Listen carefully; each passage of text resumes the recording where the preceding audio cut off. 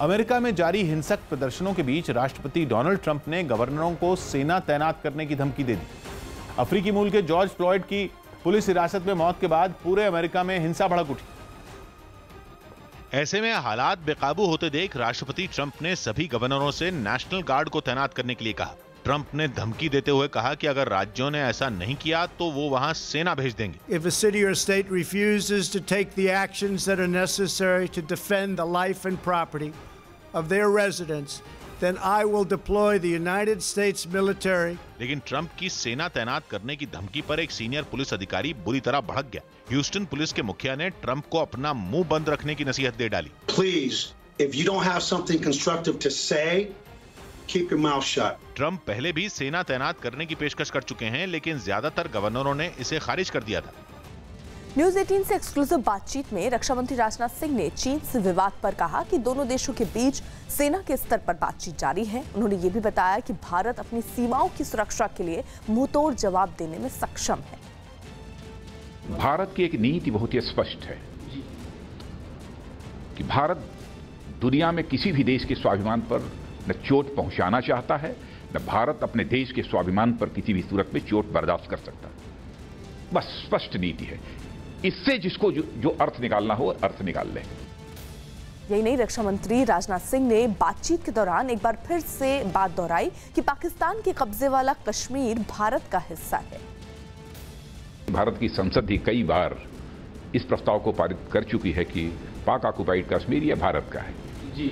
इसलिए मेरे स्टेटमेंट का कोई बहुत उसकी अहमियत नहीं रह जाती है इसके बाद, जबकि भारत की संसद ने इसे पास कर दिया है। दिल्ली में बीजेपी ने पार्टी के संगठन में बड़े बदलाव का ऐलान किया। सांसद मनोज तिवारी की जगह आदेश गुप्ता को दिल्ली बीजेपी का अध्यक्ष बनाया गया।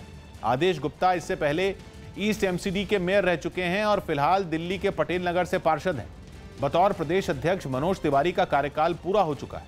हालांकि दिल्ली चुनाव में हार के बाद भी मनोज तिवारी ने इस्तीफे की पेशकश की थी, लेकिन पार्टी ने अगला अध्यक्ष चुने जाने तक उन्हें पद पर रहने को कहा था।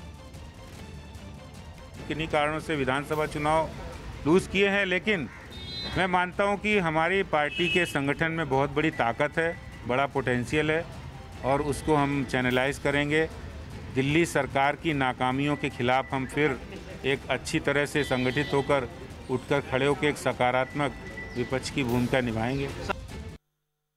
शिल्पा शेट्टी ने योग करने का वीडियो शेयर किया।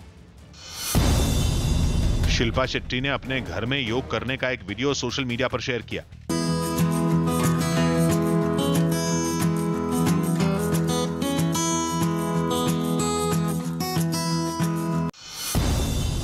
पंजाब के अमृतसर में हुई बारिश के बाद लोगों ने गर्मी में राहत की सांस ली।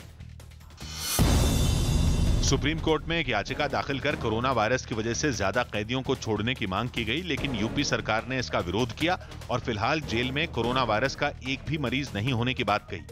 अब इस मामले में कोर्ट ने राज्य सरकार से 4 हफ्ते में पूरा जवाब दाखिल करने को कहा। दिल्ली के वजीराबाद में बाइक पर आए बदमाशों ने प्रॉपर्टी विवाद में एक आदमी को गोली मारकर घायल कर दिया। उत्तराखंड की राजधानी देहरादून में जिम न खोलने के आदेश के खिलाफ प्रदर्शन हुए। अनलॉक 1 में सभी दुकानें खोलने की छूट मिलने के बावजूद जिम खोलने पर रोक लगा दी गई, जिससे जिम संचालक नाराज हो गए और सरकार के खिलाफ सड़क पर उतरकर वो प्रदर्शन करने लगे। प्रदर्शन के दौरान जिम संचालकों ने हाथों में पोस्टर ले रखे थे जिन पर सरकार के खिलाफ कई स्लोगन लिखे थे। हालांकि इस प्रदर्शन में सभी ने मास्क लगाया था और एक दूसरे से जरूरी दूरी बनाए रखी। जिम संचालकों ने सरकार पर भेदभाव का आरोप लगाते हुए राहत देने की मांग की। सबको राहत पैकेज दिए जा रहे हैं। हाँ सर, हम लोग को इग्नोर किया क्यों जा रहा है? हम लोग तो ये जानना चाहते हैं क्यों इग्नोर करे जा रहा है हम लोग को। हालांकि इस प्रदर्शन के दौरान पुलिस भी मौजूद रही और प्रदर्शनकारियों से नियमों का पालन करवाती दिखी। जिम संचालकों ने बताया कि लंबे समय से जिम बंद होने की वजह से उनके पास आमदनी का जरिया नहीं है। उस पर सरकार के इस रवैये से उनकी मुश्किलें और बढ़ गई। यूपी के उन्नाव में सभासदों के शपथ ग्रहण समारोह में सोशल डिस्टेंसिंग की धज्जियां उड़ी। आदेश के पालन की अनदेखी करते हुए समारोह में भारी भीड़ जुटी और इस दौरान बीजेपी विधायक भी मौजूद रहे। नगर पालिका परिषद के लिए नामांकित 4 सभासदों के शपथ ग्रहण समारोह के आयोजन पर भी सवाल खड़े हो रहे हैं, क्योंकि नगर पालिका से संबंधित लोग इस पर कुछ भी कहने से बच रहे हैं। हालांकि अधिकारियों ने मामला सामने आने के बाद कार्रवाई की बात कही है। देखिए, अभी जानकारी में आया है कि जो कुछ लोगों के द्वारा वहाँ सोशल डिस्टेंसिंग का, लॉकडाउन का पालन नहीं किया जा रहा है। और ये निश्चित रहिए कि उनके ऊपर कार्रवाई किया जाएगा। अमेरिका के कई राज्यों की तरह पोर्टलैंड में भी सैकड़ों लोग जॉर्ज फ्लॉयड की मौत के विरोध में सड़कों पर उतरे। अफ्रीकी मूल के जॉर्ज फ्लॉयड की पुलिस हिरासत में मौत के खिलाफ पूरे अमेरिका में बवाल जारी है। लेकिन पोर्टलैंड में प्रदर्शनकारियों को रोकने के लिए तैनात पुलिस ने अलग ही तरीका अपनाया। गुस्साई भीड़ को रोकने के लिए पुलिस वाले अपने घुटने टेकते हुए सड़क पर बैठ गए। पुलिस को घुटनों पर देख आगे बढ़ रही भीड़ भी वहीं रुक गई। कुछ प्रदर्शनकारी भी पुलिस वालों के सामने घुटने टेकते हुए बैठ गए।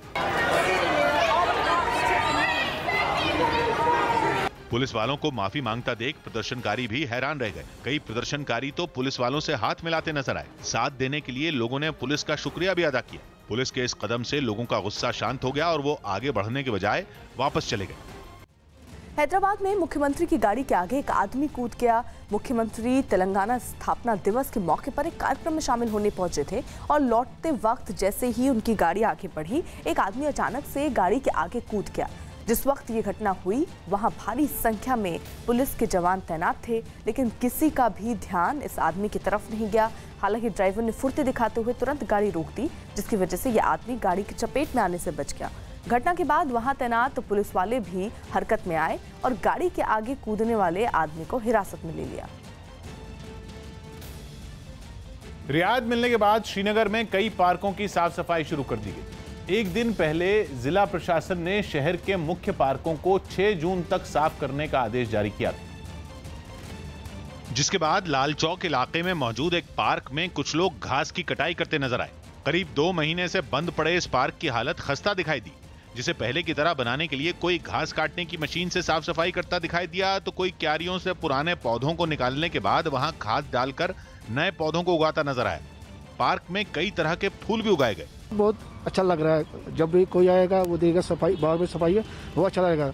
साफ सफाई का आदेश आने के बाद लोगों ने पार्कों के जल्द खुलने की उम्मीद जताई। आने वाले वक्त में चाहे 15 दिन 20 दिन के बाद यहाँ टूरिस्ट भी आना शुरू कर दे और इसकी तैयारी हो रही है। पार्कों के अलावा सड़कों के बीच बने डिवाइडरों पर भी साफ सफाई का काम तेज कर दिया गया। तेलंगाना के रंगारेड्डी में राज्य के 6ठे स्थापना दिवस के मौके पर कांग्रेस कार्यकर्ता और पुलिस आमने सामने आ गए। एक कांग्रेस नेता पुलिस से बहस करते हुए भी नजर आया। तेलंगाना में कृष्णा नदी के 6 साल से अधूरे सिंचाई प्रोजेक्ट को लेकर कांग्रेस की विरोध प्रदर्शन करने की तैयारी थी, लेकिन इससे पहले कि प्रदर्शन शुरू होता पुलिस ने कांग्रेस नेताओं को उनके घरों में ही हिरासत में ले लिया। इस वजह से नाराज कांग्रेस कार्यकर्ताओं ने पुलिस की गाड़ी को घेर लिया और नारेबाजी करने लगे। दिल्ली के बहुचर्चित जेसिका लाल हत्याकांड के दोषी सिद्धार्थ वशिष्ठ उर्फ मनु शर्मा को अच्छे चाल चलन के आधार पर एक दिन पहले जेल से रिहा कर दिया गया। तिहाड़ जेल में उम्र कैद की सजा काट रहे मनु शर्मा की रिहाई का आदेश उपराज्यपाल अनिल बैजल ने जारी किया, क्योंकि दिल्ली सरकार के सेंटेंस रिव्यू बोर्ड यानी सजा समीक्षा बोर्ड की 11 मई को बैठक में उम्र कैद की सजा काट रहे जिन 19 लोगों को